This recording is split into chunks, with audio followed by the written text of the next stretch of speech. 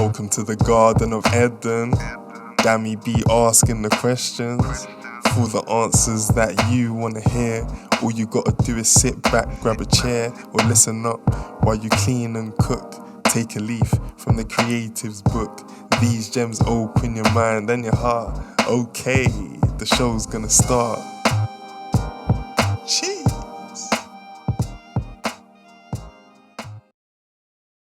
Welcome to the Garden of Edun, everyone, where ideas grow. I'm your host, Dami Edun, and today we have a very special guest in Man Like Acts, also known legally as Michael Akadiri. Michael is a junior medical doctor from the University of Nottingham. Stand up, come on. That's it. Represent. That's it. And also mentioning stand-up, he is a stand-up comedian, and at least, you know, with award ceremonies, sometimes they can be dubious, but I have to say, man is the funniest guy in Dartford, no question. No question. At the very least. Appreciate that. Welcome to the podcast, Axe. How are you doing today, man? I'm blessed, man. I'm blessed. I'm feeling good. Thank you for having me on first and foremost, man. I appreciate the invite. Yeah, I'm feeling healthy, man. Just feeling like went gym earlier, showered, did a well, I can't call it a trim, but I cut the sides off. So I call it gym, trim, and laundry. GTL. I got that from Jersey Shore. Gym, trim, and laundry. Innit? That's it. GTL. That's it. I got my GTL on. So when I have a GTL a day, I feel good. You know what I'm saying? Feeling fresh. Nah, that's good to hear, because we got a lot to get into, man. I'm glad to hear you're ready. And just for context for everyone listening, I lifted up the top earlier. So this top is actually from the African Caribbean Society at Nottingham, which is where me and Axe became pretty good friends and you know, played football together, and then that's it. You know, worked in the committee together. So Most if definitely. I'm right, you were a welfare officer, right? I was trying to look after people during the day and in the ACS as well. I was doubling up. I was doing up both. Come on, you know, doing that for the career path. That's it. I was looking after people. Now, that was good fun, man. Obviously, you were doing the sports tech thing. And that committee was fun. And I think we should link up soon, man. It'll be good to get everyone together. Yeah. I say that. I'm not going to organise it, but it'll be good to get everyone together. It'll be good to get everyone together. Yeah, I'll hit Nikki off and see what she's saying. And come on, you know, you were the leader before, so you might as well take this last task upon you. She needs to run it back. Bring us all together. She needs to run it back. Yeah, for sure, man. And one of the things I remember about you, bro, you've always been a very funny guy, like just busting bare jokes. Like I even remember sometimes we'd be heading in the car from yours when we used to live off, like when everyone used to live off Derby Road in Notts, and we'd drive down towards Grove Farm to play. I just remember being in your car, it was just vibes, man. Just bare banter. That's it. Yeah. So my first question today is, have you always been considered a funny guy by nature and inherently, or was it something that you learnt to become as you got older, like in your teens or something? Yeah, I don't know. It's a weird one. Like if I run it back to primary school, like I think I've always been someone to bust jokes, like with friends. Obviously, always confident. If I know people, I'll say something off the cuff, or if someone said something, I'll try to say something witty off the back of it. Or if someone says something dumb, I'll point it out. So I've always kind of had that about me. But obviously, it's very easy to do that within the comforts of your friendship groups, because obviously you've got context, there's history there. You can always reference something that happened. Oh, that's like when that happened last week, yada yada yada, something like that. So you always got that.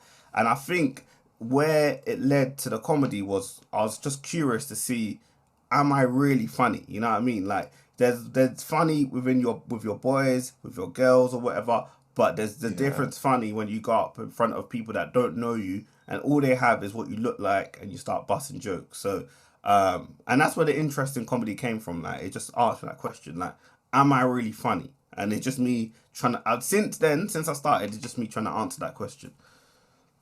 Would you say you're still like answering that question in your own head? There's levels to funny. So then when you start, there's like, okay, when you start out, okay, can I write a joke? Okay, I've got to a level where I know I can write a joke. Can I be funny for 5 minutes? Yeah, okay. Can I be funny for 10 minutes? Okay. Can I be funny for 20 minutes? Okay. So now I'm at the Mm, part now where I'm like, can I be funny for a whole hour? Can I be mm, funny and interested for a whole hour? Can I sustain people's interest? Because that's a show. Like when you do the 5, yeah. 10, 20 minute bit, that's a set as part of a larger show. But when you start getting to the point where you can do an hour, that's your own show. And essentially, Mm, that's where you can start really kind of building a name for yourselves. Because no one's going to pay to see a 10-minute set. You pay to see an yeah. at least someone do an hour. And obviously, if you do an hour, you can have people opening for you and stuff like that. So you make it a real show for the audience. So Yeah. that's the question I'm asking myself now. And then obviously, if you like, for example, if I was to do an hour, do well, then it's like, can I do that again? And then so you're always asking yourself questions because it's a journey. You're always on a Mm, journey. You always ask yourself, well, can I do that again? Was that fluke? Boom, boom, boom, boom, boom. So you know, mm, so that's where I'm at with the journey. I'm still asking myself, can I be funny for an hour? That's the question I'm asking myself right right. now.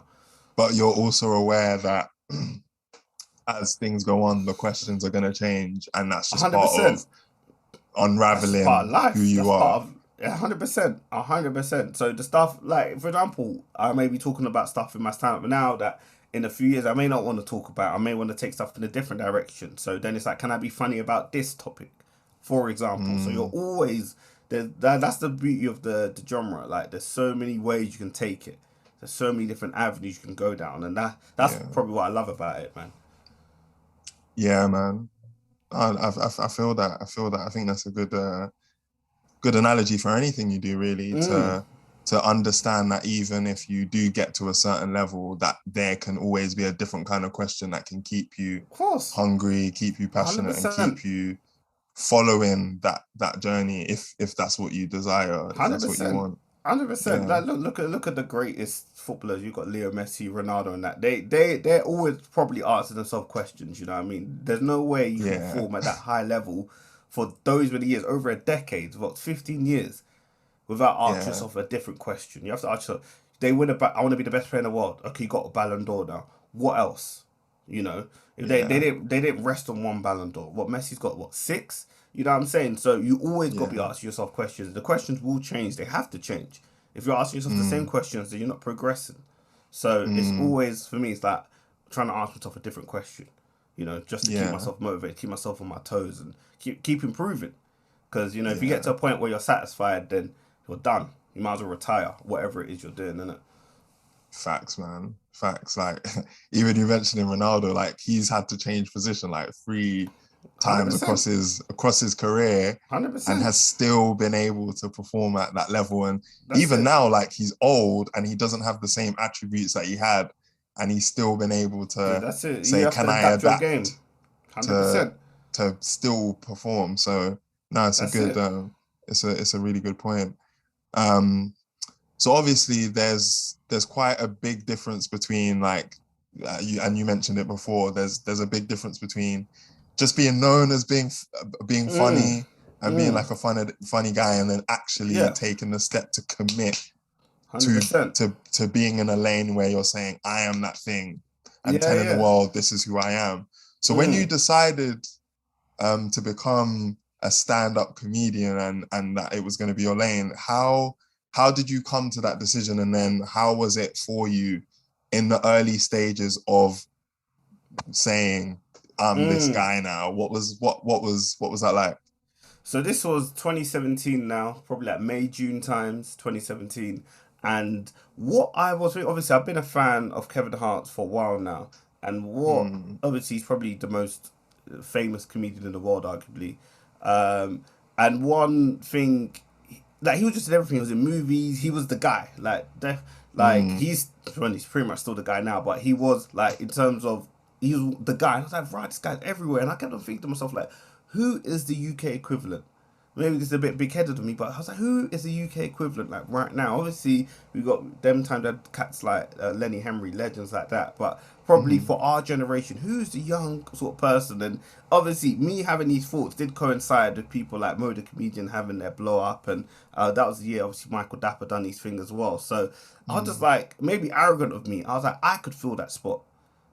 very maybe arrogant of me, but that could be me. Why had obviously when you delve into it more, you realize there's other reasons why things haven't happened for other people. But like I was like, why can't that be me? And then I was like, yeah, all right, let's go, let's do it. And then I just searched for open mic nights. I was living down in South at my parents at the time, and the local club was a club called Up the Creek in Greenwich. And then you sign up. You just literally send them an email. They give you a date, and you just come and perform. So I was like, all right, cool. So when I got there, I realized that it wasn't what I thought it would be. It wasn't just an open mic night. It was like a gong show. So these are the type of shows Yeah. where every act, the way they do theirs is that every act performs about 2 minutes. Then after 2 minutes, it's up to the floors. And if three audience members, they're pre-selected. If three audience members put their cards up, then you have to stop performing. You basically get blacked out. They call it the blackout. Oh, So the right. So it's idea is, so it's intense. literally you're being judged by the audience, and if they're not feeling what you're saying, then they kick you off stage. And I didn't know that until I got there. So it's only when they were explaining the Oh rules. shit. So I was like, oh my goodness, I was shook. Yeah. I was like, this is my first Yeah. time performing, and I'm performing to people who are going to be judging me. I was shook by that. You know what? Yeah. I'm here now. It is what it is. Let's just do it, innit? So, and then I realized that it was my first time, but there were people there worse than me. So I was thinking, thank goodness. I saw people get kicked off 2 minutes, 1 second. I was like, all right, cool. If I survive more than 2 minutes, 1 second, I've done a good thing. And I lasted, what, 3.5 minutes? So Okay, yeah. that's all right. So I was like, that's respectful, like respectable Was time. is it a really ruthless kind of process, that one? If They're probably that one. Different clubs do similar formats. That club probably is the second most brutal one that I've seen and witnessed. Like yeah. yeah. If you're talking trash, they'll kick you off straight away. Like after the 2 minutes. Like there's another club that do it where you don't get no protected time. So from the jump, Right. they can kick you off. And that some people there, I went to it a few weeks ago. Some people last in 20 seconds. Like you walk to the stage, pull the Damn. microphone out. If you say some nonsense that people ain't got time off the stage, see you later. Card, bye. Wow. That's That's it. opening line. Opening Yeah. line Oh, and like you're some off. people, yeah. But if you come on and you're talking, you say some nonsense, then like this wasn't said this wasn't said in one of those gigs, but it's something that was said that if I could have kicked him off stage, I would have. But I was just an audience member. He said he was standing there. He sniffed the wall, and it said, "It smells like hooker pussy," and then and Rah. then, and then everyone's like, "What?" So What? people would say something dumb like, all I'm saying, people if Right. their first thing is saying something dumb like that, the audience aren't gonna have it. We're just gonna be like, get off stage, Yeah. get off stage. So I did one of those for 3.5 minutes, and I was sort of caught by the bug, man. I was like, yeah, this is fun. Like crazy it is. So I was like, let's do it again. And then I did it, and then you start finding out there's other open mic gigs that you can do, not as high pressures as that, but other open mic gigs around the circuit, and then you just go along and do them. And initially, you have to bring a friend to perform, which is a bit long, but I had willing people that are willing to come sort of see me do my stuff, and then you sort of get better. You get to a point where you're more comfortable on stage. You're building Yeah. up your material, building up your set, and then you just keep going, and then you get onto better gigs, and then you get onto better gigs, and then it's just a journey like Yeah. that, isn't it? Yeah. No, that's interesting because one of the questions I did have for you is Mm, obviously going into like a first show and mm. performance can be nerve-wracking, especially if you're testing out Oh, your it's terrifying. material for the first time, like It's or the first terrifying. few times even, public speaking, performing Yeah, music, you have these are things that are quite difficult. But I think for me anyway, looking at it from the outside, when yeah, your job is to make the crowd laugh specifically, I feel yeah. like that's an even harder job because Of I course. feel like sometimes with an audience, there's almost an air of, all right, like I'm actively not going to laugh Oh, until yeah, you of make course, me laugh. Do man. you know what Of I mean? course, 100%. So how do you like mentally and emotionally gear yourself for going into an arena like that where you could be facing people who aren't even just there to listen, they're there Yeah. to actually laugh. Like Yeah. how do you prepare for that specifically? Yeah, you of course you see them people, you see some guys in the front row, arms folded, looking at you. You see, oh, that Yeah. dickhead. And then sometimes in my head, I'm like, all right, you know what? I'm gonna. My aim is to crack this individual. I'm gonna crack them. I'm gonna get them laughing. I'm gonna get them to relax and whatnot. And I think it's a weird it's a weird combination as a comic because you go on stage, you want to go on stage, not caring. You want to be Mm. loose. You want to be free. You don't want to be all tight up. You want to be free. You want to be loose on stage. You want to feel very comfortable. So you have to be like, I don't care. But then you also simultaneously have to have the mindset of, I want them to laugh. So I do care because I do want them to laugh. And it's about trying to find a Mm. balance between those two sort of feelings. Mm. But that's where the sweet spot is. If you get to the point where you don't care, but you care enough that you want them to laugh, but you don't care, then you'll have a good sort of gig. And that's Yeah. where I'm always trying to get to when I perform. Right. Trying to be comfortable and trust. You have to trust the material and trust that you yourself are funny enough. So even if there's a heckler or someone sort of shouting stuff out, that you're Yeah. confident enough that you can react to it. And more time, as long as you say something sensible, it doesn't have to be the funniest thing. Even if you just say something sensible back, the audience will back you. If they obviously assuming they like you. Ah, So interesting. I had a heckler last week and I had two hecklers. I had one on the Sunday, one on the Saturday. You know, What so and how do you like what kind of things are they saying to you when they're heckling ah you? And like how what so are you throwing back? Like if you so have any. Saturday, that last Saturday I was in Balham. So I'm at Balham's a middle class sort of area. And Yeah. one one lady, so the guy and the man and the woman, and the woman, I thought she was just stone cold drunk. So she was just saying stuff at random times, and more time was just incoherent. And it was just like Yeah. she'd been doing that to other acts before, so the audience were kind of like annoyed with her.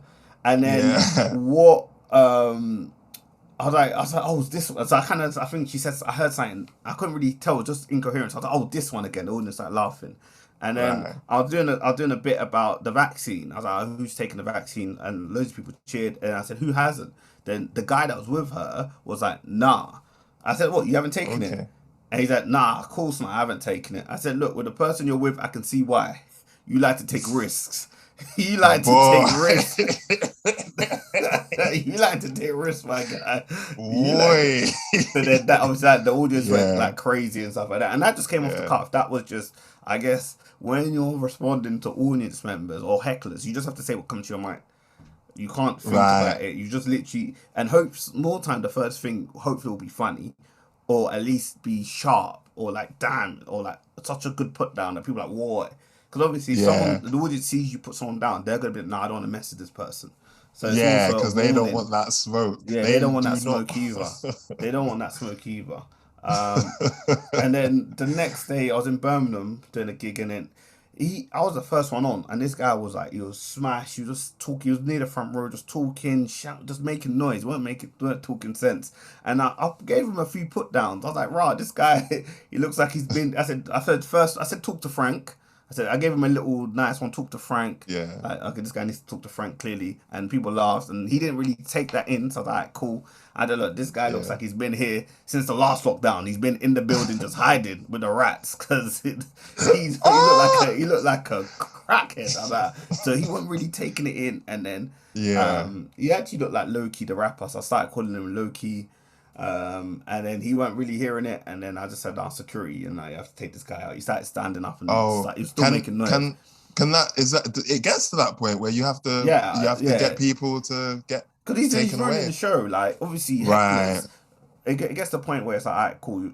All right, you said something, it wasn't funny. I've kind of said something back. I've addressed it, and you're still standing up talking. What am I going to spend all my set talking to you, or am I going to make you Yeah. call security? And yeah, he was giving Right. it large to security as Yeah. well. So it's like, just get out, man. Like after Yeah. a point, Fair it enough. ruins the Yeah. show in it. So it's like, you know what? There's people that paid Mm. money to watch the show. They didn't pay to see you stand up and talk shit in it. So let's Yeah. just get out. So yeah, and I don't mind. It's a nice flex, man. I'm like, yeah, security, come take this guy out, and then they just come marching in. It's a nice flex, just to, hey, get this guy out of here, man. This guy talking too much rubbish. They just come and him and his missus had to get out, man. Security just come on, Yeah. took him out the building. So yeah, they're part and parcel, man. You're always gonna get Mm. hecklers. and they shout out. Like I put a video of when I was getting one. I was in Manchester like in June, and then I said I went to uni of, and then all these Trent guys were Oh yeah. chanting. I was like, alright. And then I just said Nottingham Uni, so they didn't know. And then they were like, they started doing the Trent chants. Oh, I'd rather be a Yeah. bully than a cunt, all this stuff. And Yeah. then they asked me where I went. I said Uni of Please. And then I said because I got A star in maths, and it was a bring back to a joke I did earlier. So the audience was like, oh, that's like smart and funny and stuff in it. So I said, Yeah. oh, I'm too smart for your institution, man. Let's leave it out. Let's leave it out. Oh So that's man. part and parcel. That's part and parcel of Yeah. comedy. You'll get them, and I guess I'm getting to a stage now where I'm confident enough. Like I may not always say the best or the most funniest thing, but I'm gonna say something which is gonna hopefully get an audience reaction that will back me, and then that will Mm, sort of silence the heckler. And if they don't, then I'll get them kicked out. mm, Easy enough. Win-win either way. yeah. No, it's the power of holding the mic, isn't it? 100%. You control the tone Proceedings. Yeah, most definitely. of the show. And if you got it like that, then Yeah, people that's are it. gonna fall into your frame. So I hear that. Would you Mm-mm-mm. say that hecklers are the most difficult part to deal with then of performing, or is other things that you would say that you have to be prepared for in a gig? No, I think that's probably the most. Uh, I think that's a good question. That's a good question. They're probably the hecklers are probably one way to disrupt the show. To disrupt, especially if the show is going well, it's good flow. Then they can really Mm, disrupt the show. So you have to really stamp it out quite quickly because you don't want to show the audience that you're not in control. And if you show the mm, audience you're not in control, then you lose the audience, and you kind of lost the gig, and the gig's kind of yeah. sort of done at that point.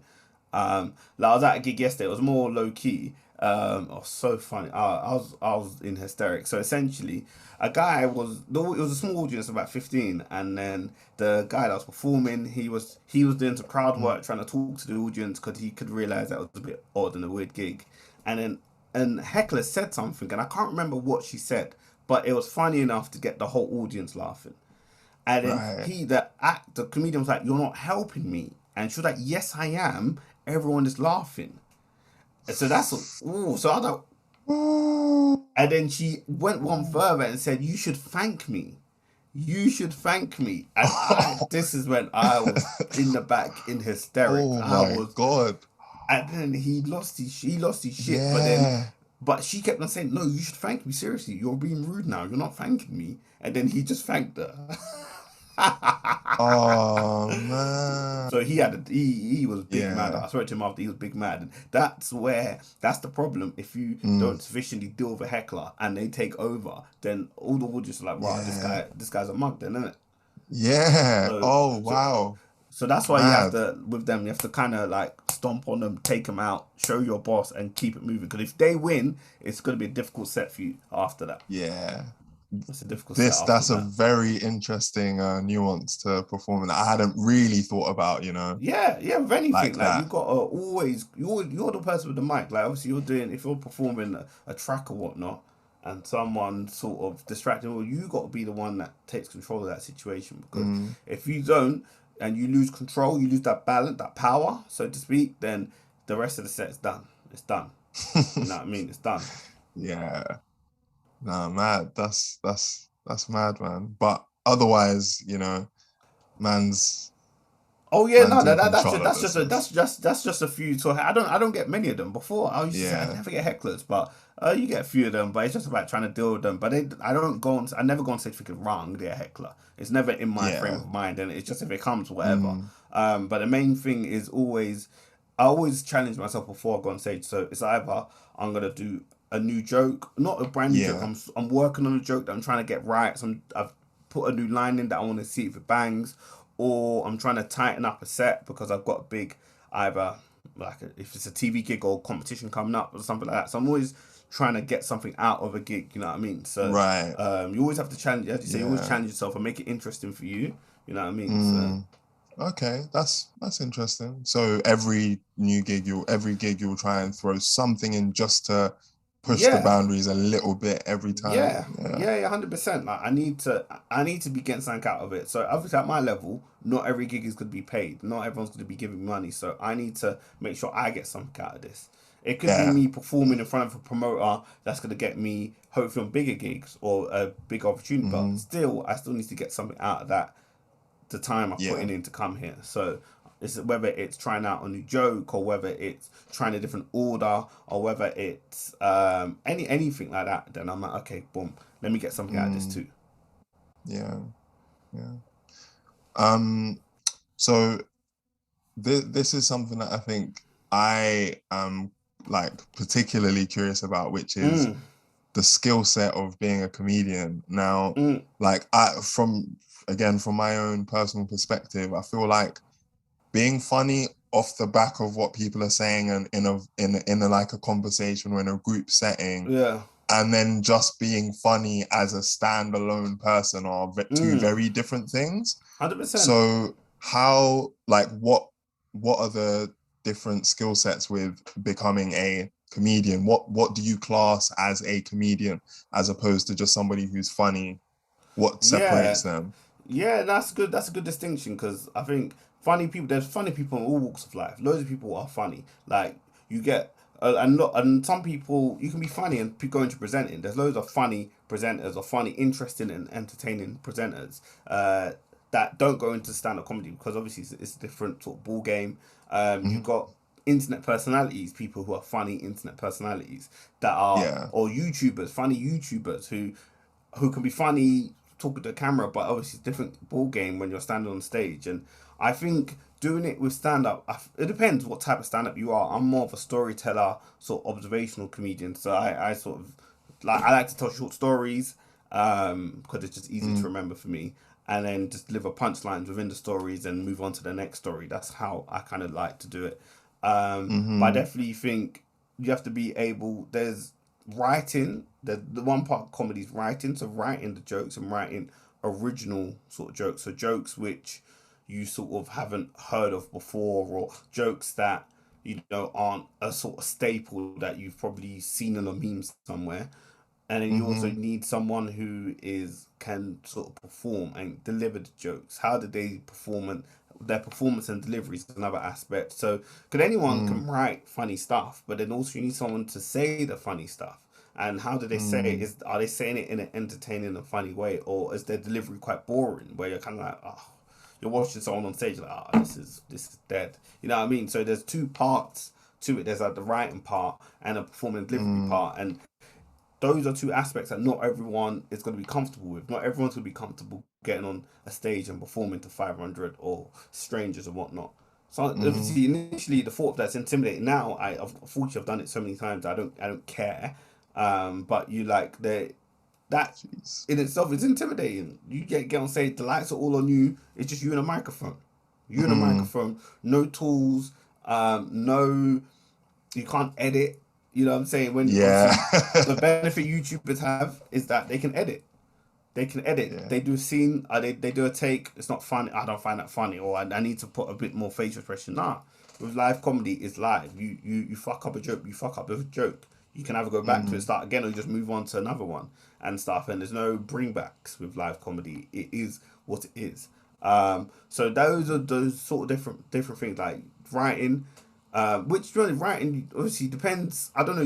Some YouTubers or personalities may stick to a script. Some may do it off the cuff, but the writing aspect and also the performance delivery aspect, which you don't, it's not comfortable, and a lot of people may not want to go down an uncomfortable route. You know what I mean? mm. Are there things that you do then outside of the arena of performing that help in any of those aspects, would you say then? Uh, But the thing is, I'm not. I thought I was good at writing, but what I do is that if something comes to my mind, I may write it down, and Mm-hmm. thoughts and ideas come to my mind at the wrong time. Typically in the gym. So while I be working out in the gym early morning, and ideas are flowing in my brain, but I'm like trying to focus on the workout, and it's difficult for me because it's like Mm. I'm like, this is a fire idea, boom, boom, boom, and then it's like the guy's like, look, how many sets you got left? So you're Yeah. trying to balance it all in it. Um, Yeah. Yeah. but I think it's just trying to find time to write and find um Yeah, it's mainly just finding time to write, and then because you always got to keep writing, you always got to keep working the brain of writing, and you're always getting closer to who you think you are. Because the thing with stand up is that, and everyone starts. You're not going to be great, and I'm still working on improving and stuff like that. But hopefully, right now, the stuff I'm saying is closer to who I am. Because sometimes it's easy to get on stage and be a character of who you are, or you are pretending to be someone who you think you're saying jokes that you think you need to say rather than jokes pertinent to yourself. And I think a lot Right. of acts start off like that. Also, a lot of acts start off and they're copying their favorite comics, the way their Mm, style and how they carry themselves, because that's what they know. And then it takes yeah. time to become an act yourself and becoming who you are on stage and stuff. So, but that comes with time anyway. You become closer to who you are the more times you perform, and you find out what genuinely makes you laugh, and Yeah. whatnot. You know what I mean? Yeah. I think it makes sense. Like you use the people that you're inspired by and that have influenced you as a template when you start Yeah, something new. And then over time, you start to inject more of yourself in because 100%, you realize certain elements don't really fit who you are. So you hundred have to percent. kind of carve them into who you are, like Yeah, yeah, yourself. 100%. And I think, yeah, then you start to feel the authenticity from people more when they do that, and then they become their thing, like they Hundred become percent. the guy or the gal Yeah, yeah, hundred of the percent. It's all moment about when that happens. authenticity, and like I think that comes best when if the people that know you come and watch you perform, and if they can say, Mm, okay, that's them on stage, that's them, rather than that okay. that I don't really that's not him or that's not really her. She's acting, she's pretending. You know what I mean? And obviously, only your good people that know you will be able to tell you whether that's you Yeah. on stage. You know what I mean? Because they know you, they know who you are off stage, and they will tell how close is that? And obviously, I'm not exactly the same person. Like my persona on stage is a heightened or extreme version of who I am off stage. Mm, Otherwise, you need to be hitting an extreme of some sort. Otherwise, it won't be funny. You know what I mean? Like if you're just yeah. a middle of the Yeah. road person who doesn't do anything dramatic, who doesn't get into any silly situations or silly scenarios, then who wants to hear about that?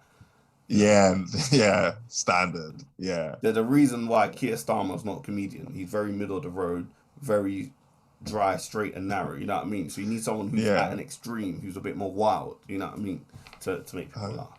how great would the world be though, where a politician was part time and as a stand up comedian? That would be That sick. that happened. Well, we had that with Donald Trump, but also we had that guy was that guy was a comedian. Like obviously, politics aside, he was a comedian. Like some of the things he Yeah. would tweet, I'm like, I wish I had the brain and the creativity to think like that, but I don't. But I think the current Ukrainian president was a comedian. I can't. I'm gonna get his name. But the current Ukrainian president was actually like legit. Oh, Yeah, yeah, yeah, yeah. while they were in office. No, like he was a comedian before. I think he was a comedian, then did TV, and then has Oh, gone right. into um. Yeah, I think Ukrainian president. Like, he was like, literally a stand up comic. So it's claim to fame. I think yeah, Zelensky, Interesting. Vladimir Zelensky. Yeah, that cat. Comic. Ah, that's mad. He used the power of his of making people laugh to be like, by the way, just head into the voting booth That's after it. my performance, yeah? That's it. And then like obviously, there's transferable skills, being comfortable with public Mm, speaking, being comfortable to so you can write, so you know how to write speeches, you know how to make them humorous, to make them entertaining. You've got charisma, you've got charm. So all those sort of things that make you yeah. interesting. A lot of the times, the politicians that we like, leaders, it's not always their policies. It's more the package, how they present themselves, how they come across. Are they Yeah. charismatic? Are they interesting? Do they have buzzwords that you kind of like to hear and stuff like that? And you know, I've Mm, never seen this guy in action, but he was a comic, that's for sure. yeah. Yeah. I reckon you could probably, as much as he's got a questionable working style or delivering our policies in the country, probably Boris Johnson could with a certain crowd. Oh no, he's charismatic. The thing with Boris is that like he's charismatic, and people he plays up to the whole persona of the sort of buffoon, the silly Yeah, guy, the eccentric, and the media love him for it, and they will bypass his fuckeries because Yeah. he's a funny person, and that's what's going for him, and that's probably why he gets the leeway that he's been getting, because obviously his politics is the fuckeries, so. Yeah. But anyway, not getting into Yeah, no, yeah, not that getting too tough. political. Yeah, Yeah.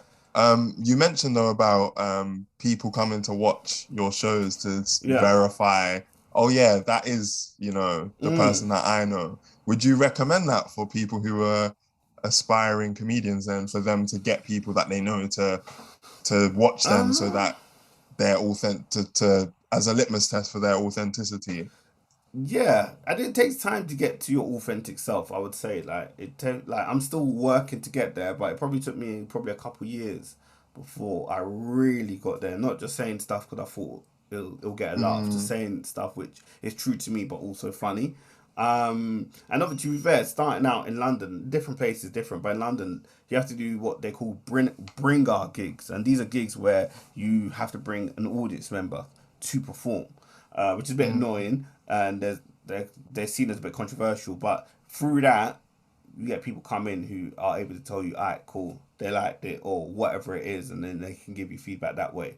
But it's useful. I wouldn't say it's mandatory, but it's useful just here and there so they can see you do your thing, and then you can be like, alright, boom, because it's easy. A lot of the gigs, for example, a lot of the gigs I do, obviously, is mainstream or majority white audiences. I've done mm. gigs obviously for black rooms as well, but it's majority white audiences. So as Yeah. a black person, you can easily, if you're not careful, fall into the trap of saying, uh, just doing coonery. That's there. Yeah. It's easy to fall into trap if you're not conscious. If you're Fucking just hell. thinking, if you're thinking, I just want people to laugh, even if it's not pertinent to you, you can go in the Mm, room and start sort of just using stereotypes and just making people laugh. Because people will laugh. If you're self deprecating and it's a stereotype, people will laugh. So, if you yeah. go in there and Yeah. start saying, today I woke up, then I smoked the weed, then I got chased by the police, and then the police chased me, and you can just put all these stereotypes together, people will laugh. So it's Yeah. sometimes you do need someone that knows you to come and watch you to sort of not make sure you're not doing that, but like definitely just make sure that you're not selling yourself short, if you know what I mean. Yeah. That you're at least aware, by the way, I Yeah, noticed you're doing yeah. By this the way, the thing. material you're doing this thing, and in your material, you're using a lot of stereotypes or whatever it is. Yeah. But I'm just saying sometimes it's good to have someone that knows you. Just sort of Mm, come to see what you're doing and make sure you're not doing anything coonerish. That's all. yeah. I think, well, specifically in this context, being a black man, that's important.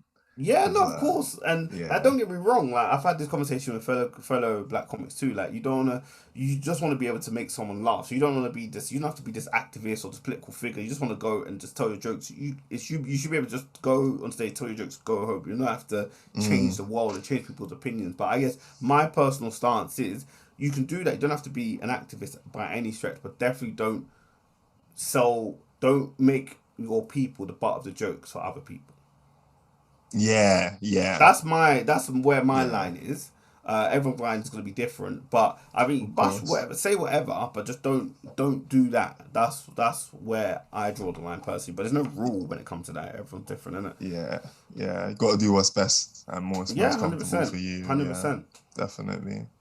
Um, so one question which might be interesting, and you may have touched on Mm, it earlier, but I think asking you specifically will be good to know.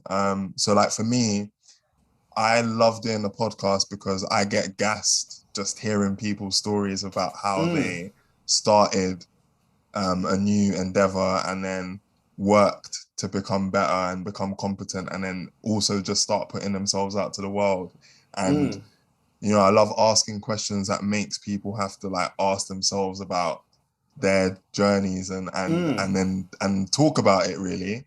And seeing like the cogs where I like, oh yeah, like I never really thought about it this way. But when I did X, Y, Z, mm-hmm. ABC happened and I felt, this kind of way or that kind of way. So for yourself, how would you describe how you feel internally and on a deeper level when you are performing and people are resonating with your jokes and with your stories and they're loving your performances? What does that do for you? Yeah, I think there's I've said it before, like I struggle to find a better feeling than making a room erupt with laughter. Like I can't. It's difficult for me to feeling how good that feels. It's difficult for me to equate it to other things. It's just I Mm, just put that on such a high level. Like there's no better feeling of like you saying a joke and the room just whoosh, like the whole room is dying of laughter. You just hear people mm, laughing, crying, clapping, whatever it is. You've clearly resonate with them on a big level, and that mm, there's this weird. There's no better feeling than that, and it's so weird having. It's weird going from however long to set. You can do a 10-minute set in front of a packed audience. They are loving you, da da da da da, and then you go from almost being like a superstar. You feel like a superstar for that 10 minutes, and then you're literally just waiting at a bus stop half an hour later. It's so weird to go from like you're the man, you're the person, yada yada yada, all yeah, that, and and then you're when you leave that venue and you're back on earth. You're not a superstar. You're literally waiting for a bus or you're going to get the tube or whatnot. And that is a weird sort of mindset to get used to. Going from you're the guy, we love you, woo, to okay, now I'm just back just to my regular life. Tap the Oyster card, boom, or tap my phone, contactless, whatever it is, and just getting on with my day. yeah. How do you manage those swing of emotions and keep grounded then? Because that can obviously be quite a lot a bit Yeah, of an emotional roller coaster. So how do you I, specifically manage that? it's difficult. Sometimes it's difficult too. I can't say I particularly manage it in a certain way. That's a good question. I don't because it's very difficult because in this game you don't get big headed. So you kind of sometimes when you're feeling that euphoria or and that excitement, you kind of have to temper it yourself because you kind of have to be like, I in my I can leave a gig. That was a great gig. I'm so excited. I want to tell the world Mm, about it. I could maybe want to write a tweet about how good that gig was, but people on Twitter may not care.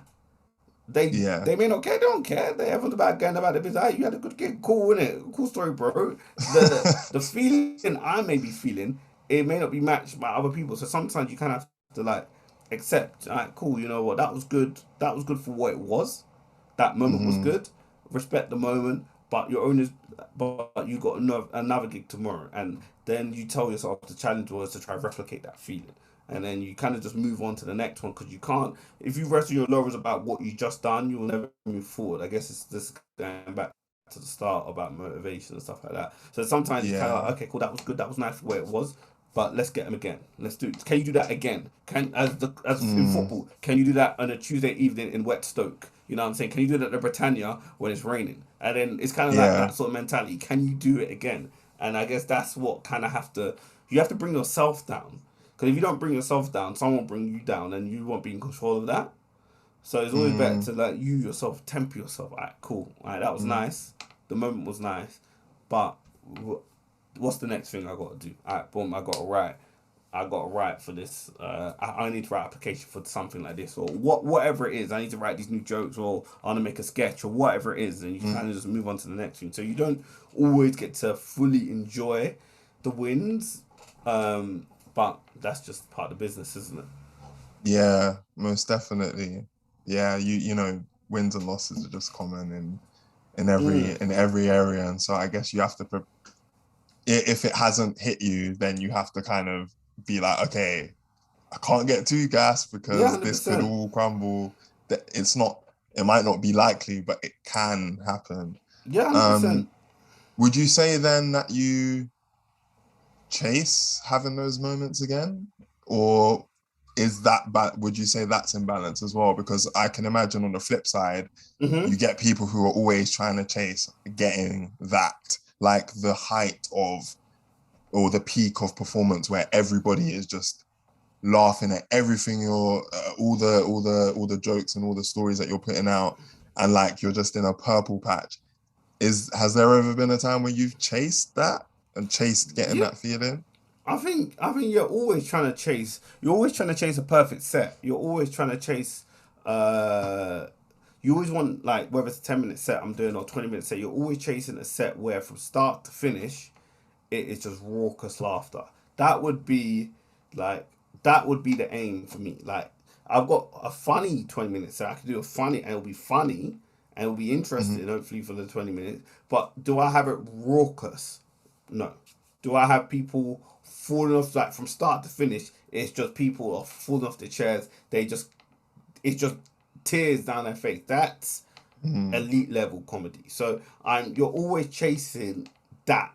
Oh, I'm always chasing that's the aim. I can never, even though I'm talking about doing a 6 minute hour, can I, the next aim, as I said, the future hours, can I have a raucous from start to finish? People are beside themselves of funny. And that's when I know I've really, really made it. Like, I don't know, you heard of Patrice O'Neill? Maybe not He's to mind. no. Maybe. That's cool. No, he's an American comic. He passed away probably a decade ago, but he's got a Right. special out. He's the special he performed in the year before he passed. It's called Elephant in the Room, and that is one of the best specials I've seen. So from start to finish, like an hour, 20 minutes long, just raucous, funny, and he's even talking to the audience in between, and the stuff he's saying to the audience is as funny as the material, and it's just that is like elite level comedy for me. That's elite level. Raucous funny, not just haha like you are slapping your knees sort of. That is like hilarious sort of funny. So that's someone that was in the game for I think at least 20 years. So you don't get to that overnight. You get to that through years and years and years. So that's the ultimate aim, and you're always chasing a perfect set. You won't always get it because different audiences have had different people in them who like different things, who are going to be interested in different topics, who resonate with it differently and stuff like that. So, but that's always the aim, to get to a point where you can have a raucous. Like for me, that's the level I want to get to. That sort of start to finish. LOL, crazy laughter. People are in tears because it's just so funny. That will be the aim. Yeah, man. I mean, bro, you sounds like you're working hard towards that. Like you're You putting have in to the be. I'm not working as hard as I should be, but that's the goal, and I need to make sure if that's the goal, cool. That's all nice setting goals, but you need to work towards those goals, and that is where I'm always at. I'm always trying to punch stuff up or make stuff better or make something more interesting or stuff like that. So it's that's where I would be happy. But then again, I could get there and the goal may change. But that's the yeah. type of comedy I would love to do, just raucous from start to finish, not just oh hey, hey, hey, like ha ha ha ha ha ha ha ha like big laughter. But you need to. I need to get better, but that's years. It may take me Yeah. years to get there, and I may have to accept that it will Yeah. take me years to get there. Of course, yeah. But anything worth getting at that level Oh yeah, if you is get to that level, you got to put in. yeah, hundred You got percent. to put it in, yeah, 100%. for Dave sure. Chappelle's been in the game 30 plus years, People talk like you can't cheat 30 Yeah. years. You Yeah. can't cheat 30 years. You can't take it. That's not a shortcut. That's someone that's been in the game, been writing, been performing, trying stuff Mm, out. And that's you just gotta keep your head down, keep working, keep improving. And the rest everything else will fall into place. That's kind of my sort of motto of things. Just keep working, keep improving. And all the other stuff, fame and all that stuff will come. If you're good enough, you have to be so good enough they can't deny you. And I say yeah. that to say that like you just if you're so good, people just will gravitate towards you. So look at someone Mm, like Munya, that guy is putting yeah. out he's just putting out quality content consistently. And obviously, I'm sure it took him a while to get to a level where the content was that good. And once you're there, people just will find you because they can't ignore quality. You can't ignore quality. So it's about trying to work and Yeah. get to a level of quality that people can't ignore you. Mm, mm. That's a really good point. It's happening a lot of places, like even away from comedy, like music as well, like Yeah, with the scene in the UK, like yeah, it got to a point where labels themselves are just like, we can't ignore that 100%. You that can't. the rappers, the MCs, all the musicians coming out from like the urban, i.e. black music scene are Yeah, the black good. music scene. Yeah, 100%. And if you can't just hopefully leads to more. But yeah, that's why we're getting more people. Number one, obviously, Dave was number one recently. Mm-hmm. I think what was it who else was number one recently? I can't remember, but it's coming more. Nines had the number one album. So it's becoming more sort of Yeah. regular where we see that, and that's because obviously they resonate with their fans. There are fans who are sort of resonating with this sort of music, and it's good. So they can't deny it. If it's that good, it Yeah. can't be denied. So it's about getting to a level where it's the stand up is so good that people can't deny it, and Yeah. that's the aim. That's always the aim. Mm, mm. Um, Obviously, sometimes, when you're putting yourself out creatively Hmm. and performing or putting work out there, sometimes things don't go to plan. Facts.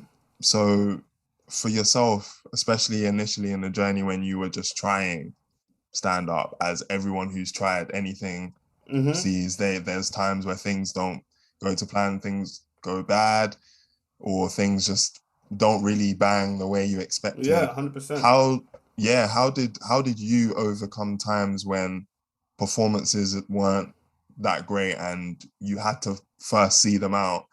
And then what did you learn from any of those mistakes or any of those sets that weren't in your favor going forward? Yeah. I think one thing I do, I always audio record my sets, and I think a lot of comics do this anyway. So I'm always, if I can't get a video, I Mm, always just put the voice recorder on my phone, put it in my pocket, or put it down by the stage somewhere. okay. Because that's Mm, objective. I may leave a gig feeling a type of way, but the audio recording doesn't lie. It will tell me where right. the laughs came, at what point, the mood in the it'll give me a sense of the mood in the room at the time I said something. So that doesn't Yeah. lie. So that having that objective sort of evidence is always good for me. So I can listen back even a day later, whatnot, and be like, okay, boom, how was this gig then? I may be feeling that it was terrible, but maybe it wasn't as bad as I thought it was. Or it Mm. could confirm it was terrible. It could be like, okay, this was a shit show, and it was what it Yeah. was. And I think I always listen back, and I always, if there's a bit, so sometimes you kind of know if your material's not good enough or you need to punch up a bit. So you always, so I know bits that I'm like, okay, I'm like, sometimes I give bits three chances. Like if it dies three times, then I'm like, okay, we gotta get rid of this material. Or if it's Mm, got a bit of hope in it, or there's something in it, and maybe I try edit it, then chop it and change it. So, mm, but dealing with a bad gig, they're never easy. It's not nice. I sometimes tell myself, look, I could have a bad day at work, but you may like, and this is just a bad day at work. This is just a bad day at the office. It it wasn't good, and I always try to look at myself first because I can control what I do. I can control my material. I can control how I mm, perform and deliver the material. I can't control the audience. I could be like, well, they were at this audience, they were that audience, but at the same time, I can't control that. There's no point me putting time and energy into something that I can't control. I'm not involved. I can't control who comes. yeah. I can control what I perform to them, but I can't control who comes. So let me focus my energy in making the material better because the material can always improve. Making sure my Mm, delivery and how I perform can always improve, and then I just try to put my energy into that. Those are the variables that I can control. So those are the variables I'm gonna put my time and efforts into trying to improve. mm, yeah, it's a very good point to make, like owning the things that you can do, because I guess ultimately that is all you can do. Yeah, So when you reflect on those moments, because obviously in some respect, you do give up control in performing because you're like, okay, this is my work. Do you like yeah, it? yeah. So oh wait, just lost my point there actually. Look, no, you're talking about giving work and liking it, and I think the thing Yeah, with comedy you have to accept is like comedy or whether just human relationships. Not everyone is going to like me. You have to accept. Not yeah, everyone will like you. Not right, everyone can like you. You're a human with these attributes that won't connect with everyone. My views right, won't resonate with everyone, and I accept yeah, that. You can't. Not everyone will like you. There are hmm, I find Dave Chappelle hilarious. There are people who don't find Dave Chappelle funny. I think they're crazy, but that's just who what it is. I'm with you there because that's a So mad thing. yeah, that's what there are people who don't find, and that's crazy to me. But that's just people.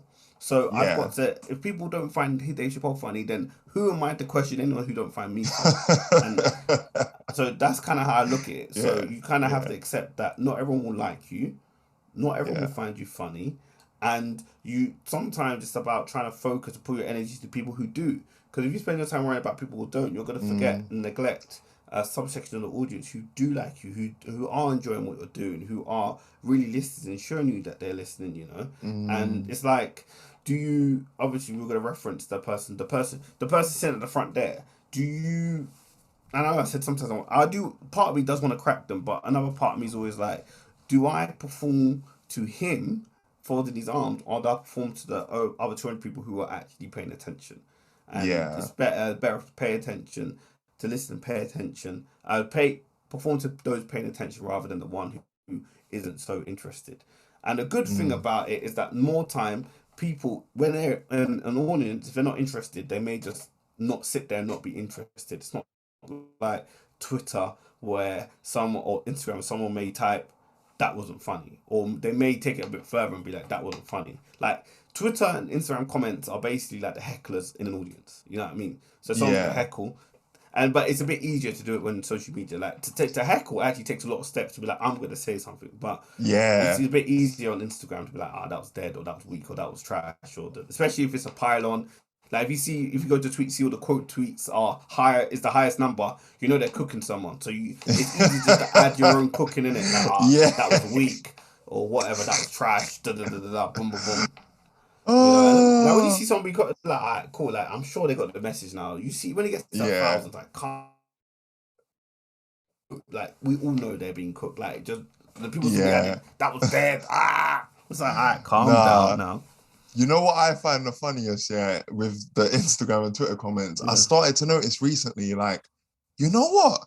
Some people are just here trying to actually get a buzz for themselves off the back of all the hate. Yeah. They might not even actually dislike or Yeah. hate or be against what that person's Yeah. put out, but because everyone else is commenting something, they're trying to comment something funny, which Yeah. is putting 100%. down that person. I'm just like, oh, that's so mad. Like, you Yeah. can't even take stock with the comments because people are running with different agendas in there. They're Yeah. just, yeah. Yeah, no, 100%, 100%. Everyone's got a different agenda. Obviously, clout is a hell of a drug, and people want a lot of clout. I don't know what people want to do with the clout, but people love clout regardless. And I think it's about accept. Like when it comes to putting stuff on social media, you kind of have to have this sort of, this is my art. This is, Hmm. I like it. I think it's good. I hope you like it too, and accept that there will be people who like it, and there will be people who won't like it, and that's Mm, just what you kind of have to do. You can't police yeah. once you put it out in the atmosphere. You can't police it. You just have to. Yeah. You can't really. You just have to say, "All right, boom, I put it out there," and you need to just hope, like, just remember that you're not in control. Mm, Cause that's the yeah. thing with social. That's the difference with social media and performing live. Like, I'm more comfortable performing live. I think I'm more myself when I perform live. When I'm thinking of a sketch idea or something to do, I probably deviate away from who I am a bit because I start thinking I need to put on a character and be a character and pretend to Mm, be someone, and it's not really me. It's not really authentic to myself. Um, yeah. but the thing is, doing sketches, Instagram stuff, is that you only find out it's funny when you put it out. Like you can maybe ask a close friend or close person, "All right, what's this video? What do you think?" Before putting it out on socials, but you only really find out for sure when you put it on socials. Yeah. Whereas stand up, it's nice that you find out it's funny when you perform in front of an audience, but then that audience isn't the internet.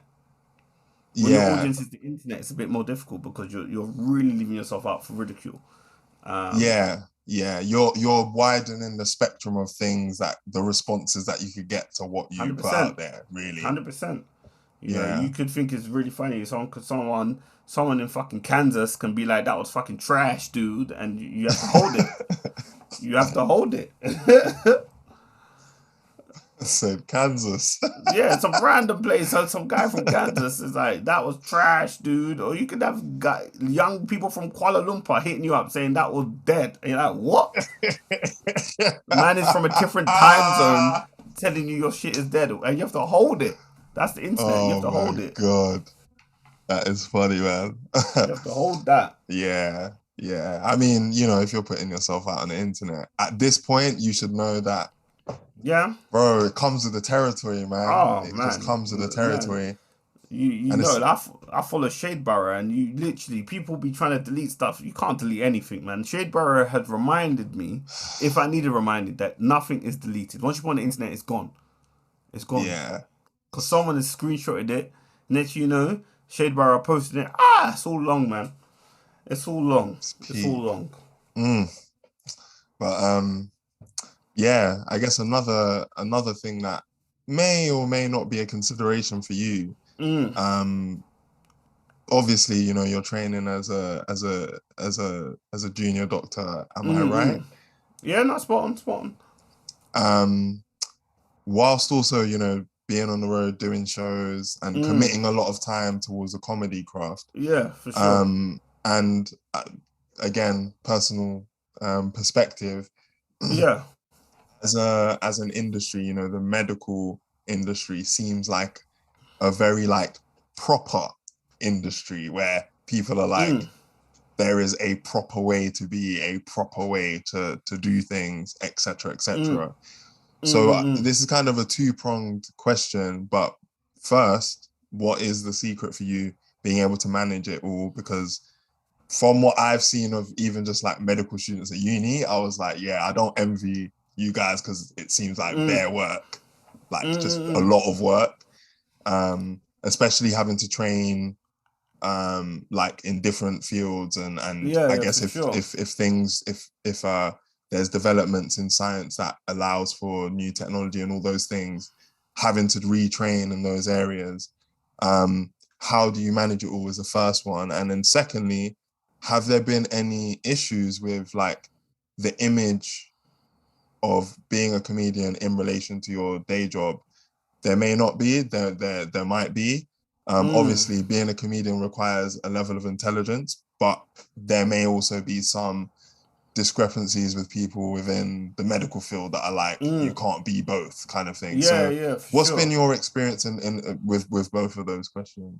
To take the first one, I think the workload settles when you start working. So it's like I have more free time than I did when I was a student, which is good. Mm, And you can be as much involved in medicine as you kind of want to be. You can be the person who, after you finished your day, go read up about a subject and be studying or going to all these courses and seminars and conferences, or you could be like mm, me that when the clock stops, you shut off and you move on. And I've kind of always mm, been that person. So don't get me wrong. Like if I need to, like, I've done a few external exams where I've mm. had to like kind of shut myself off after work. I'll just be revising, won't be doing anything else really that interesting. And I've done that Yeah, like in 3 month blocks, and I've fortunately passed both of them.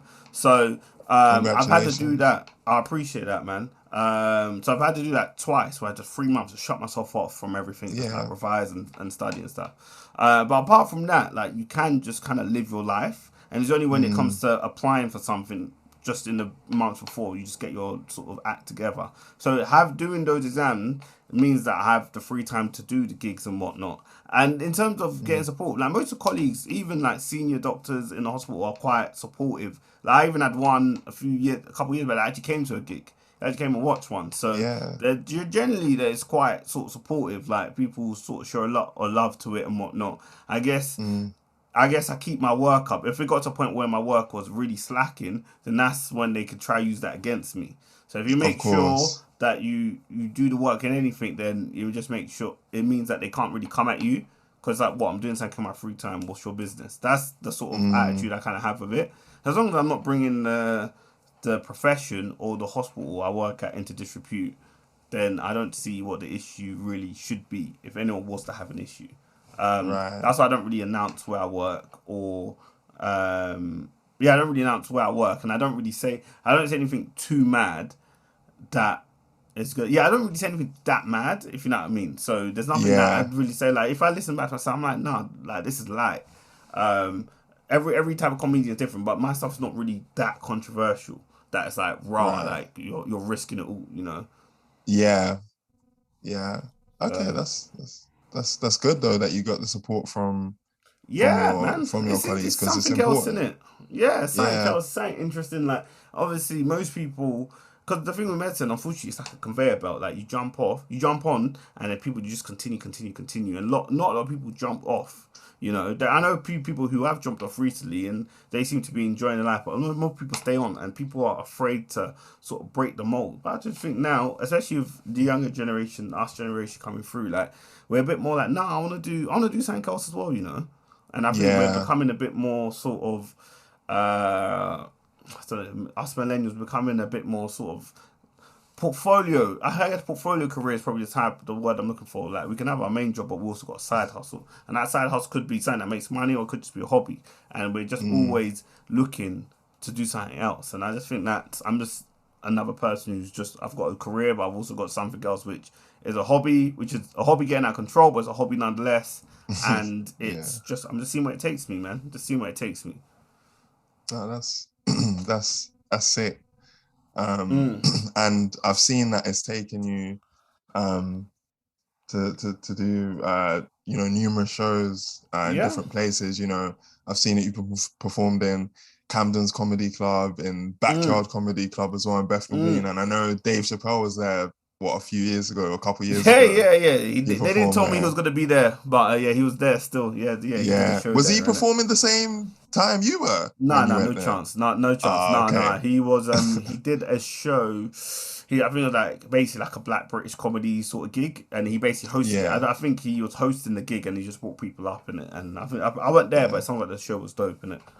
Ah, okay, okay. And I've seen you. You've performed in Manchester too. Frog and Bucket, I Yeah, think is the name of the yeah, yeah, comedy club. yeah, yeah. Yeah, Spot yeah. on. You done some research. Bro, come on, man.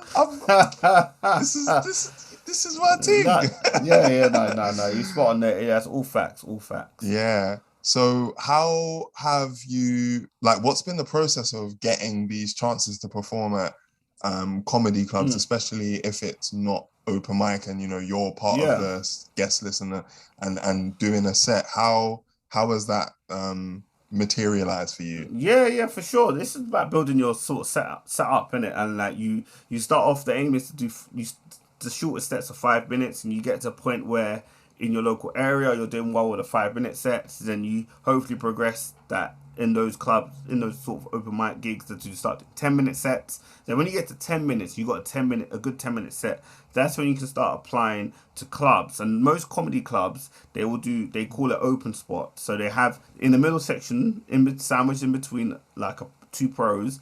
They have 2 10-minute spots for acts who are coming through to sort of do their thing. And usually they're not paid, or you may get like £20 expenses or something like that. But that's your Right. opportunity to do your thing in front of the club sort of bookers and whatnot. And then you get onto a few of those, and then you get Mm, onto one, then you can use that as leverage to get onto another. Because every club's different, right. run by different people. So you're basically trying to build relationships with different club promoters at different clubs. So you sort of, Right. a lot of Okay. comedy is not even the funny is such a small part of it.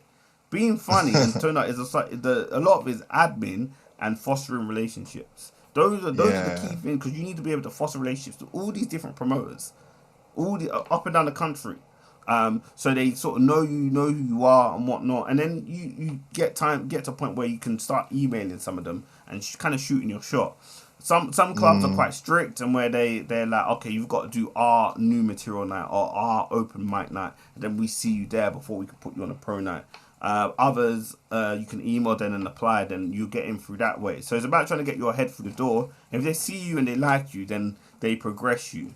They may be mm, like, come back and do another 10 minute spot, or it may be a case of, okay, that was really good. Okay, come do 15 minutes next time, or whatever it is. But right. you're always trying to prove you're always kind of on trial, and Yeah. the goal, I guess the pinnacle is getting to the point where you get to do the weekend paid 20 minute spots. So that's when you're actually getting Right. paid. You're doing 20 minute spots, and then obviously you hopefully get to a point where you're good enough and they trust you to headline to close the show. And if you get to that point, then you're at the top of the comedy sort of club game. And then obviously after the Right. comedy clubs, there's uh, essentially, long story short, they're really good circuit comedians, the people that do the comedy clubs, but you can progress from the comedy clubs if you start building a fan base for yourself. So if you've got your own Yeah. fans, you don't need to perform in comedy clubs. You don't need Right. to. It doesn't mean you don't have to, but because it's still money at the end of the day. But you can progress to start doing your own tours, and you can do your tours in comedy clubs, or you could do your tours in like art theaters, art Right. centers, theaters, and then if you're big as Michael McIntyre, you do your stuff in arenas. So those are Mm, the levels that there right. are in it. Yeah. Yeah. I find it really interesting because I watched, I think it was Kevin Hart's, um I watched his documentary Hmm. and his interview with Joe Rogan that came Yeah, out maybe a year or 2 years ago. yeah. I've seen it. And I Yeah. really didn't know about the game in terms of like building up, your material Hmm. across like these venues. So like going from the clubs to like your own Oh shows to like yeah, the big yeah. Yeah, that's obviously that's Kevin big Hart. He's headline. like obviously Oh he's got yeah. access to sell out arenas. Obviously, I couldn't sell a ticket in an arena, but like that's the thing. You got to. It's about building your set, and there are different Mm, places where you can do that. So pros like him or superstars like him, he could probably just email a club, be like, "Hey, can I come do 20 minutes?" So like, yeah, of course, Kevin, any day of the week. Da, da, da, da, da. yeah. Until you get to that level, you kind of have to take what they give you. You're not a big name. Yeah. My name's not going to sell any tickets, so I kind of accept. I need the clubs. I need the clubs more than they need me. Yeah. You know what I mean? Right now, because it's just an avenue for me to work my stuff in front of a genuine audience. Because that's all I kind of need Mm, now. I just need to work my stuff in front of an audience to get to a point where I'm happy with it, and then hopefully I can take it somewhere. But then again, you need to go on tour. You need an audience. You need your own audience. And how do you build your own yeah. audience? That's the question you got to ask yourself. Then Mm, that's when social media comes into play and so whatnot. And of the reason course. why, one of the reasons why Mo Gilligan's been so successful is that he built his own audience on social media. So then Yeah. he got to a point where he could be like, I can go on tour with my audience. Yeah. I don't need to go to the clubs. I can just rent out venues, go on tour, and people will come and see me. And that's what it was. And Mm, you get to that point where you got your own fan base, you're laughing because your yeah. fan base will follow you. You know, you Yeah. see someone like KSI, obviously not a comedian, he's a YouTuber, but his fans will follow him wherever. Whether it's the Yeah. music, whether it's the boxing, they will follow him. So he's built up his own fan base where, regardless of what he does, they will follow him, and that's Yeah. where you need to. But it's hard. It's a hard balance with comedy because part of me is like, I need to actually get better. So At I the need to skill just, set. yeah, I need to actually Yeah. get better. So then I can focus on building an audience. Some people do it simultaneously. My thing's like, let me actually get good, Mm, then I can have something sustainable to sell to people. Because obviously people come out and see you and they're like, you're trash. Then they may not ever come again. You may lose them forever, so to speak. So yeah. it's always finding that sort of balance between actually getting better and improving. Whilst I'm under the radar, I might as well improve, get better, make my mistakes I need to make, then be thrown in the Mm, limelight and I'm not ready for it. So it's like a bit give and take there. mm, mm. Um, no, it's interesting what you said about building the skill set rather than building the following base Mm. or that being the main focus. In terms of building the skill set, and just because we've talked about it Mm-hmm. across the podcast, you've been saying about the difference with you've been saying about doing 10-minute sets and 20-minute Mm. sets and then like headline and then your own tour and then the big 1 hour Netflix special. I'm guessing is like Mm. at the moment maybe the pinnacle of That's the levels, game. yeah, yeah. If you get Netflix Is special, yeah, that's a big Yeah, look. That's a big look.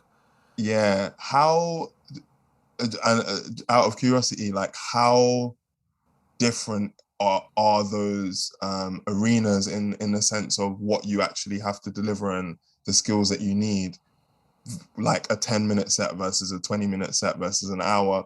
Is it Mm. that are there that many variations in it, or is it more just compiling on those sets? I'm just curious. Yeah, yeah, no, of course. So when you do a 10 minute set, 10 minutes is a night. It's long enough for you to get your teeth into it, but it's short enough that you can be quite snappy.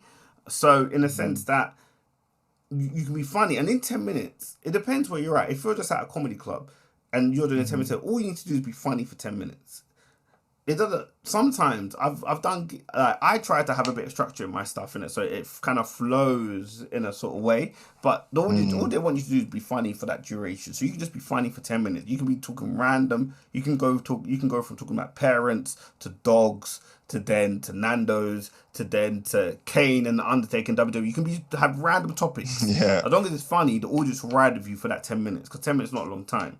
Over Mm, 20 minutes, I'm sure they will start wanting some structure to what you're saying. So mm, you need to sort of take in places, and you can vary the pace in 20 minutes. So it doesn't have to be bam bam bam bam bam. You can start. You can go slow. You can take a minute to tell a bit of a story which isn't so funny. Then you're hoping for the punchline after hits them. So you got a bit more time to mm, sort of be a bit more relaxed. And then with an hour, it's a show. So that they'll just kind of want a theme. Some mm, people are maybe they'll just be happy with our jokes, but I think that to really invest in it, there kind of needs to be some sort of theme or some sort of underlying current that that right. kind of sells it. That they're like, okay, I understand what the artist here is trying to do or trying to say, and I'm with them on this journey. And it definitely can't be. It's difficult. Or Martha, I mentioned Patrice O'Neill earlier done it. It's not always easy to do an hour straight of hilarious jokes because some people Yeah. get laugh fatigue. You need to give them a break, and maybe that's why a lot of shows that go to Edinburgh, and hopefully I'll take my show to Edinburgh, is that they say there's a 40-minute mark. So you're doing a show, it's funny, then you hit at 40 minutes, you hit them with a punch, a dramatic sort of thing that's happened as part of the story that gives you time where you can just sort of change the pace, change the tune a bit, and then after you can go back to the funny after. So you hit them with something that, because they may be losing interest at that point, and you hit them with something, they're like, oh, snap, they've reinvested again, and then they go back to the Right. story. So, but obviously Okay. not. You don't have to follow that formula, but that's just something people say about Edinburgh shows. But I think it's different because it's demanding. It's not you. Not only have to be you have that Dave Chappelle said something quite poignant one time. He said you don't have to be funny all the time, but you have to be interesting all the time. And can you be Mm, interesting for an hour? And I guess that's the yeah. bare minimum. Or is what you're saying interesting that someone will want to listen to it for an hour? Because it's a bit arrogant to say, Mm, look, I've got an hour of jokes, come watch me. Like, are you that interesting? I guess that's the yeah. question people ask themselves as they're Mm, deciding whether to come or not. yeah. That's is it I'm thinking about work actually right now. You Yeah. just reminded me because at the new job that I've joined recently, Mm.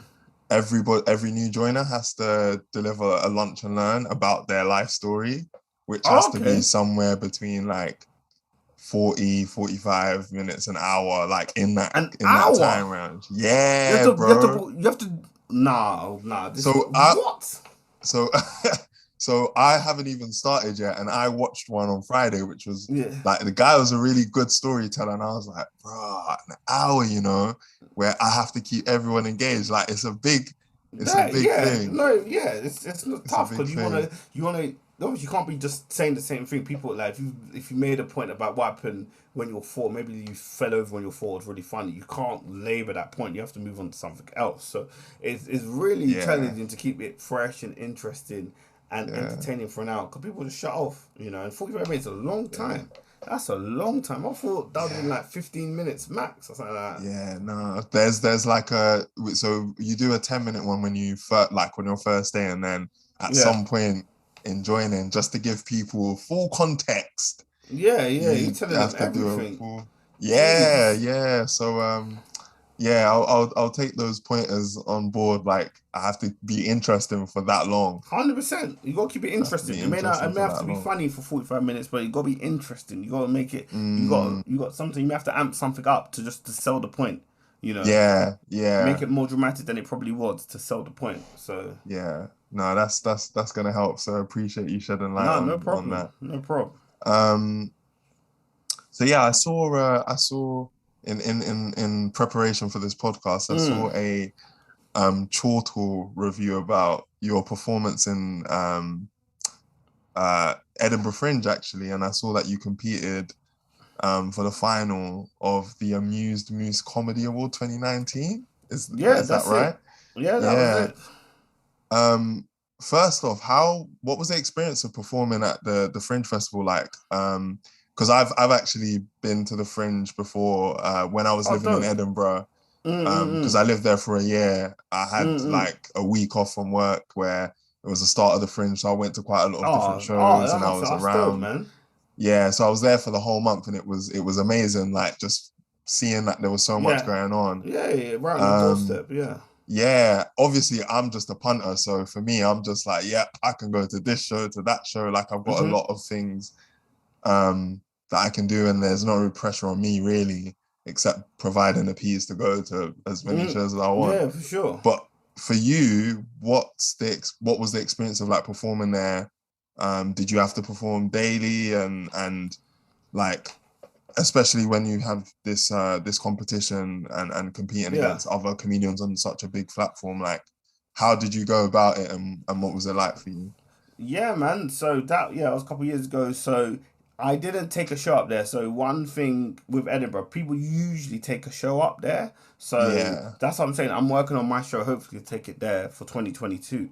So Mm, people either take an hour show or maybe they do a half an hour each with another act, and they take a show up there. Then they usually do it for the full run or for majority of the run or whatever it is. So I mm, was only up there for a weekend. I basically only went up there to compete in the final. And right. I just went up there a few days before just to sort of sample the area, but also do a few spots. So whilst people are doing shows, some people do like little mixed compilation shows where you just for an hour they have a room, and then they'll just book different acts for each day. And Right. people tend to do that to promote their own show. So they perform for 10 minutes, probably 10 minutes part of their show, and say if you want to see the full show, come over to X place at Y time. So I just Mm, went up there just to finesse my set, just to get a bit better and make it tighter and yada yada yada. mm, Get my performance chops going. Um, to perform there was interesting. The final was on a Monday and it was quite late. Like the final was between 10 and 12, and I didn't get on stage till like just before midnight. So I was tired. I don't know what the audience was feeling, yeah. but I was tired. But it was a good experience nonetheless. Because before then I hadn't performed much outside London, and I think Mm, one benefit of now obviously going to other places is that you need to understand that not everywhere is like London, or not everywhere is like not everywhere's like London. So you need to go to different yeah. places, experience different sort of cultures, and even some slang I may use. It may not connect to someone in Bristol as it does to someone in London. For example, I may go to Leicester and something I may say may not connect the same because I'm using London slang. So it just more Mm, makes me more acute of what I'm saying and how I'm presenting something. Do I have to yeah. water it down a bit? Do I have to dumb it down? Do I have to just say it in a different way? Whatever it is, there's different ways to go about it. So it was a good experience for me because if I want to take this to the top, you got to perform in different places. When you do a world tour, you can't do a world tour of London. You do a world tour. You know what I mean? So you got to be Yeah. able to go to different cities and different countries and still be you, still tell your jokes, but still make the jokes accessible to other people. That's what makes Yeah. sense. Ah, yeah, I mean, that's a really good lesson to learn, 100%. that you've 100%. got to adapt. Like I think I even have thought about this, when I've seen like people, I think Mo had a world tour, maybe he was supposed to do it just before Yeah, the yeah, pandemic. yeah. Yeah, I think he's And I gonna. I think saw, he's doing it next month. I think. Yeah. yeah, and I saw some of the locations, like I think maybe Australia's on the list, and I was just thinking, I wonder how that works. Like Yeah. you Yeah. can you Yeah. Yeah. tell you can you even tell the same joke, Well, like that's the interesting thing, and the I say rappers, when rappers come, particularly American rappers, let's just say American rappers, when they come over and I see them perform, they never change their dialect, they never change their vernacular. Sorry, they keep it as it is. So do you, as a comic, do you have that same attitude? Be like, well, you're coming into my world, you alter for me. Or do you say, yeah. well, I'm now in Helsinki or some shit, and then you're like, well, I'm gonna change to be a bit more Finnish. I don't know. Obviously, it's a question. It's a question that people may need to ask themselves.